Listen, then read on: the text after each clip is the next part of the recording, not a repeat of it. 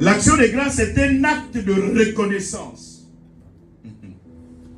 L'action de grâce est un acte de reconnaissance envers Dieu.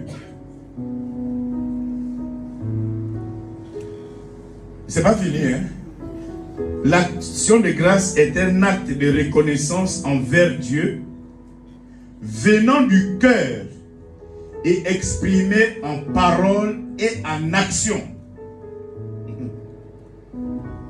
Donc, c'est un acte de reconnaissance envers Dieu, venant du cœur, exprimé en parole et en action. Alléluia. Donc, lorsque nous faisons notre action de grâce, nous sommes aimés du Seigneur. Il faut le savoir. Quand il nous fait ça, en fait, l'action de grâce, c'est la prière, qu'on va dire, comme un serpent de mer. En fait, ça n'arrête pas les bénédictions dans notre vie. L'action de grâce n'arrête pas les bénédictions dans notre vie. Parce que quand Dieu nous bénit, il nous guérit, il nous délivre, nous remercions le Seigneur et en retour, il continue à nous bénir. Et il sait pourquoi. Parce qu'il aime ça. Mais comme il aime ça, il veut qu'on le bénisse. Je ne sais pas si vous comprenez. Amen. Ça dit que Dieu aime l'action de grâce. Amen. Il aime qu'on est reconnaissant envers lui. Alléluia. Amen. Le fait d'être reconnaissant envers le Seigneur, Dieu va faire quoi? Il va permettre de te bénir, de te délivrer, de te guérir à chaque fois parce qu'il veut recevoir ce qu'il a besoin. J'espère que vous êtes en train de comprendre. Amen. Comme il aime la reconnaissance, pour qu'il soit reconnu comme Seigneur, célébré comme Seigneur, il faut qu'il te fasse du bien. N'est-ce pas? Amen. Donc il va te faire du bien parce qu'il sait qu'en retour, c'est pour lui. Hein? Amen. Oh non, c'est pas pour toi l'action de grâce, c'est pour lui. Amen. Donc il va te faire du bien parce qu'il sait qu'en retour, tu vas le bénir. Amen. Et donc c'est ce que je disais, c'est comme un serpent de mer qui se mord la queue. Donc ça tourne, c'est un cercle. Amen. Tu le bénis, tu le rends grâce, il te bénit. Parce qu'il a besoin de ça. Alléluia. L'ingratitude provoque la tristesse de Dieu. L'ingratitude provoque la tristesse de Dieu. Parce qu'au même moment que la gratitude, donc l'action de grâce, la reconnaissance, Dieu exige ça, il aime ça. En l'inverse, l'ingratitude provoque la tristesse de Dieu. Par conséquent, il ne parachève pas ce qu'il a commencé. Alléluia. Et il ne poursuit plus les prochaines bénédictions. Parce qu'il ne peut pas te verser ces bénédictions tant qu'il sait que tu n'as pas fait le retour. Oh, je veux que quelqu'un comprenne ce conseil. Par le fait de rendre grâce à Dieu, non seulement je permets de parachever ma bénédiction, mais j'ai hâte les prochaines bénédictions. Je fais hâter, c'est-à-dire que je fais que Dieu anticipe, qu'il donne déjà. Parce que le fait d'être reconnaissant, même nous, humainement, ne faisons pas la langue de bois. Humainement, vous donnez vous aidez 2 ou 3 personnes. S'il y a une personne qui vient vous dire merci, est-ce que vous aiderez la prochaine la personne qui ne vous a pas dit merci? Même quand il viendra demander, vous ne direz pas ça. Alléluia. Amen. Donc le Seigneur exige qu'on lui rende grâce pour ce qu'il est pour nous. Qu'est-ce que le Seigneur est pour toi? Tout le monde, le Seigneur n'est pas pour tout le monde la même chose, n'est-ce pas? Il est celui qui m'a délivré. Il est celui qui m'a béni. C'est-à-dire qu'il y a des moments où je reste là, les amis, en dehors du côté modestie, il faut quand même dire les choses. Je ne suis pas sûr, sans Jésus, je ne pourrais pas être au 10% de ma vie aujourd'hui. Je ne veux pas avoir les 10% de ma vie. Ce n'est pas possible. Il ne faut pas faire parce que ça fait joli. Mais c'est la vérité. Je sais là où je viens. Je sais dans quelle famille je sors. Et devenir ce que je suis devenu aujourd'hui, et ce n'est pas encore fini, mais je dois cet homme-là. Amen. Je dois ce Dieu-là, ce Dieu. Amen. Il mérite que je puisse rendre à ce merveilleux Dieu-là tous les jours des actions de grâce. Amen. Alléluia. Évitons donc de donner prise à Satan, qui nous fait oublier souvent les bienfaits de Dieu. Oui, vous savez, excusez-moi, n'attendez pas demain. Si vous comprenez cet enseignement ce matin de l'action de grâce, vous allez commencer à réfléchir, vous allez changer votre manière de faire. Parce qu'à chaque fois que Dieu vous fait du bien et que vous repoussez à demain, le diable va faire tout pour que vous oubliez. Parce qu'il sait que le fait pour toi de rendre grâce à Dieu, alléluia, de faire l'action de grâce, va hâter la prochaine bénédiction. Va parachever ce que tu as commencé. Le deuxième point que nous voulons voir après la définition, vous voyez, la définition a été longue et claire. On comprend déjà sur quoi l'action de grâce. Mais nous allons voir le principe. C'est quoi le principe dans l'action de grâce? Comme nous le définissons plus haut, l'action de grâce est un acte de reconnaissance qui est adressé à Dieu pour se rappeler de ce qu'il a fait pour nous. N'est-ce pas? C'est un acte de reconnaissance que j'adresse à Dieu pour me rappeler de ce qu'il a fait pour moi. Alléluia. Amen. Et cet acte de reconnaissance est exprimé par quoi? En parole et en action. C'est très important. Cet acte de reconnaissance ne doit pas seulement être un acte en parole. Ça doit être un acte en parole et en action. Alléluia. Amen. Donc, l'action de grâce est une cérémonie. C'est une fête. Donc, dans la fête, dans l'action de grâce, il y a des éléments qu'il faut qu'on retienne.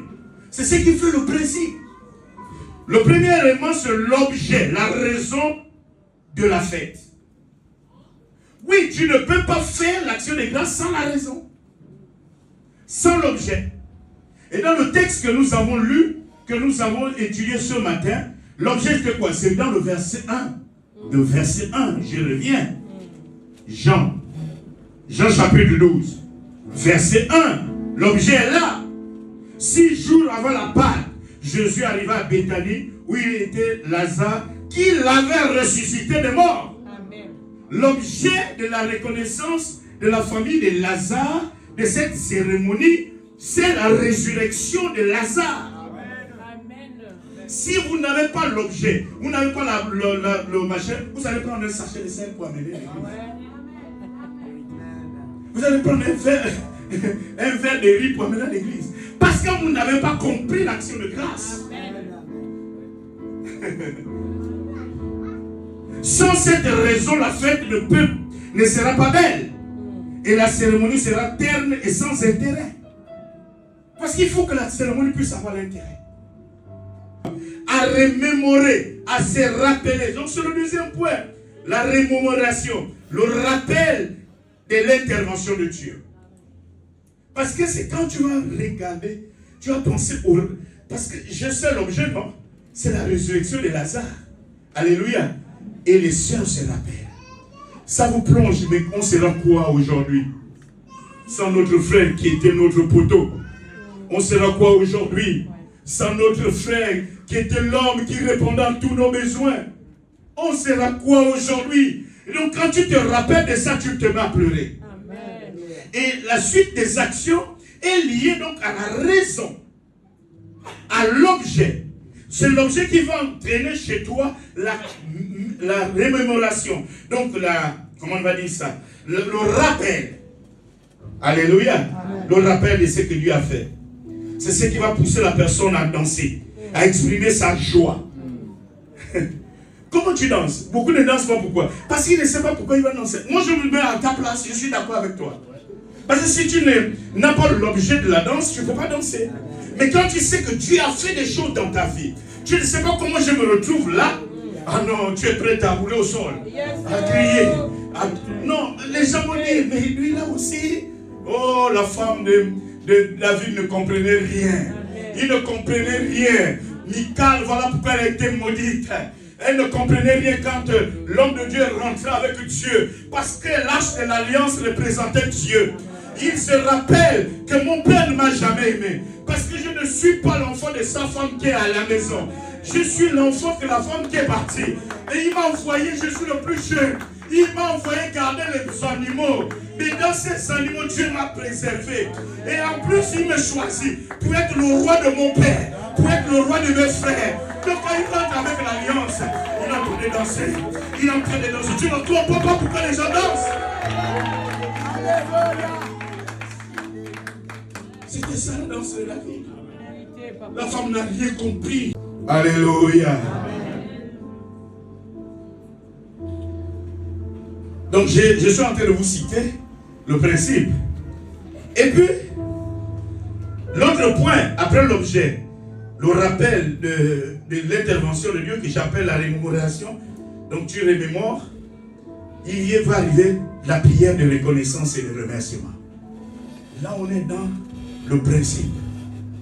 Donc j'ai la prière de reconnaissance et de remerciement peut être publique ou bien secrète, n'est-ce pas?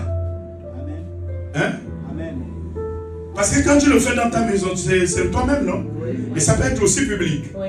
Mais même quand tu viens publiquement, souvent c'est pas facile que les gens comprennent ce que tu dis. Donc la prière est interne. Parce que vous avez un élément interne et deux éléments externes dans l'action de grâce. En dehors de l'objet et la rémunération. Alléluia. Vous avez la prière. Oh, je suis en train de vous donner le principe de l'action de grâce. La prière, parce que je dois être reconnaissant. Amen. Je dois remercier le Seigneur. Alléluia. Amen. La deuxième chose, et qui est maintenant, pas la deuxième, l'autre chose, qui est une chose extérieure, que tout le monde doit voir. Oh, laissez-moi. Dans l'action de grâce, il n'y a pas un problème de modestie. Quelqu'un qui fait la modestie n'est pas dans l'action de grâce. L'action de grâce est publique. Vous allez comprendre pourquoi la dimension publique arrive. C'est le témoignage. L'acte de reconnaissance est aussi exprimé par des paroles. Par des paroles. Parce que le témoignage exprime ce qu'il fait pour nous. Et ce témoignage est une prédication de la parole de Dieu. Les auditeurs sont édifiés et peuvent décider aussi de faire confiance à ce Dieu. Alléluia. Amen. Cette action de grâce qui est une fête terrestre, parce que nous le faisons ici, va créer une autre fête au ciel. Parce que quelqu'un sera édifié par mon témoignage. Et va se donner. Non seulement la fête va être terrestre, mais je vais créer par mon témoignage une fête céleste.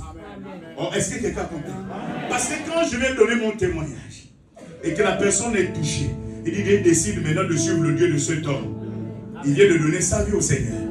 La Bible déclare qu'au ciel, il y a la joie lorsqu'une âme se convertit. Cette âme s'est convertie parce que j'ai d'abord fait la fête et j'ai témoigné. Et cette fête terrestre a créé une fête céleste. Alléluia. Le témoignage n'est pas un jeu. Le témoignage fait partie de l'action de grâce. Mais le témoignage n'est pas seulement l'action de grâce. Oh. On est dans le train de développer le principe. Amen. Parce que j'ai l'objet qui crée tout. Après, je vais maintenant dans la pratique. Dans la dimension pratique. Dans la dimension pratique, j'ai la prière. J'ai le témoignage. Alléluia. Amen. Après, on a quoi? L'offrande. L'offrande. L'acte de reconnaissance est également exprimé en action. L'offrande scelle cette cérémonie de reconnaissance. Vous voyez cette femme. Elle va chercher, et ils viennent de faire la fête, n'est-ce pas? Amen. Ils viennent de reconnaître que le Dieu qui a ressuscité leur frère est là. Ils ont fait la cérémonie de réjouissance. Mais cette cérémonie se termine par un acte, une offrande. Un parfum de grand prix. Alléluia. Cette offrande doit tenir compte des critères édictés par la parole de Dieu. Lévitique chapitre 3. Chapitre 3, verset 1. Il est écrit: si son offrande est un holocauste de gros bétail, il offrira un mâle sans défaut.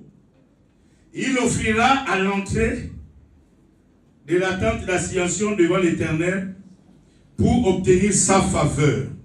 Vous avez bien lu. Alléluia. Cette offrande doit être une offrande de valeur. Pas quelque chose qui ne nous coûte pas. Oh, arrêtez. Arrêtez. Faites ça dans les offrandes ordinaires. Mais pas dans l'offrande d'action de grâce. L'offrande d'action de grâce doit nous coûter. Ça doit être quelque chose de valeureux. Regardez le texte vers la fin de Lévitique. Hein? Il dit, pour obtenir sa faveur. Donc l'offrande d'action de grâce n'est pas une offrande lapidaire, négligée. Elle doit être proportionnelle. Oui, à ce que Dieu fait pour toi. Amen. Alléluia. Amen. Elle doit réjouir le cœur de Dieu. Voilà pourquoi il faut bien identifier la bouche de Dieu en ce qui concerne l'offrande d'action de grâce. Parmi les éléments qui représentent, j'ai dit parmi les éléments qui représentent la bouche de Dieu, il y a les besoins d'expansion de l'évangile. Oui, quand je mets une action de grâce dans la perspective de l'établissement d'une église, dans la perspective d'augmenter la capacité d'une église, de faire du bien à une structure ecclésiastique, j'ai identifié la bouche de Dieu. Quand je fais une action de grâce, dans la perspective de bénir l'homme ou la femme de Dieu, parce que c'est un instrument que Dieu fait pour cette expansion, je suis en train d'identifier la bouche de Dieu. Amen. Alléluia. Amen. Mais lorsque tu viens négligemment avec un morceau de sucre, action de grâce, tu vises quoi? Tu vises quoi? C'est un acte religieux. Oh, vous êtes tués.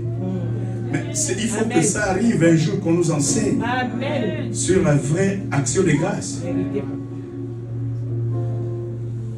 Tu vises quoi?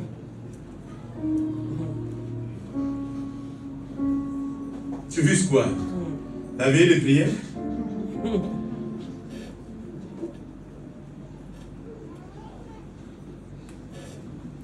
La cérémonie d'action de grâce doit être solennelle comme ce matin.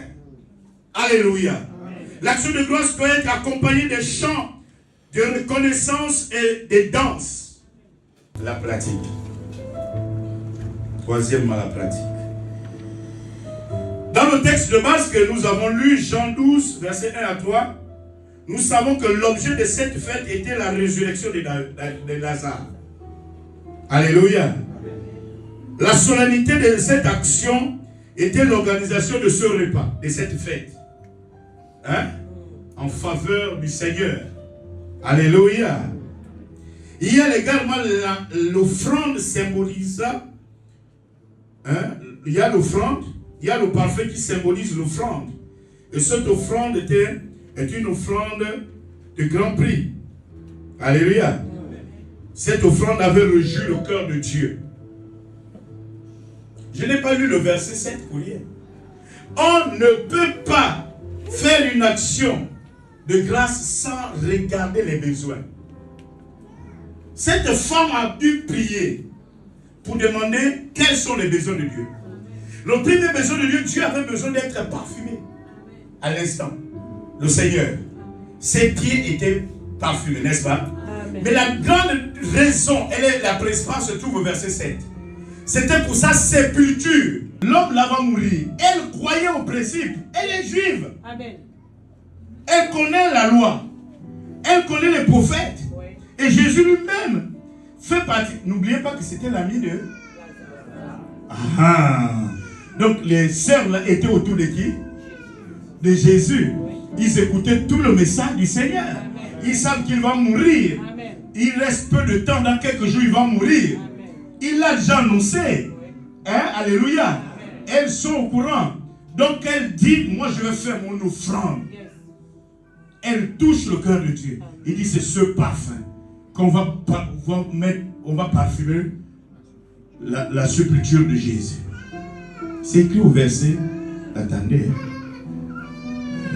Jean, est-ce que Je vois que les gens me regardent et disent, oh, il a vu ça. Donc, il dit ceci, verset 7. Mais Jésus dit, laisse-la, gardez ce parfum pour le jour de ma sépulture. Et donc, elle a identifié le besoin de Dieu. On ne fait pas l'offrande d'action de grâce sans identifier les besoins. Sinon, Dieu ne réjouit pas la bouche de Dieu et le cœur de Dieu, n'est-ce pas? C'est bon, on est encore ensemble? Hein? Alléluia. Donc cette offrande avait réjoui le cœur de Dieu à l'instant, parce qu'il avait besoin que ses pieds soient parfumés. C'est quand même le Seigneur. Vous voyez, tout ce que vous allez voir d'action de grâce dans la Bible, il n'y a pas de modestie, c'est public. Amen. Alléluia. Et ce parfum a servi plus tard à sa sépulture. Donc ça c'était la pratique, n'est-ce pas? On va vous terminer par les bénéfices. Les bénéfices de l'action de grâce. On a déjà parlé de ça, juste comme une forme de conclusion. Les bénéfices de l'action de grâce, il faut savoir que Dieu exige, Dieu est exigeant avec l'action de grâce. Le premier bénéfice, c'est que Dieu parachève ce qu'il a commencé dans ta vie. Alléluia. Le deuxième bénéfice, c'est que Dieu agit promptement pour les prochaines bénédictions. C'est les deux bénéfices. Dieu va parachever ce qu'il a commencé. Deuxième bénéfice, c'est que Dieu va agir promptement. Il sera dans la promptitude par rapport aux prochaines bénédictions.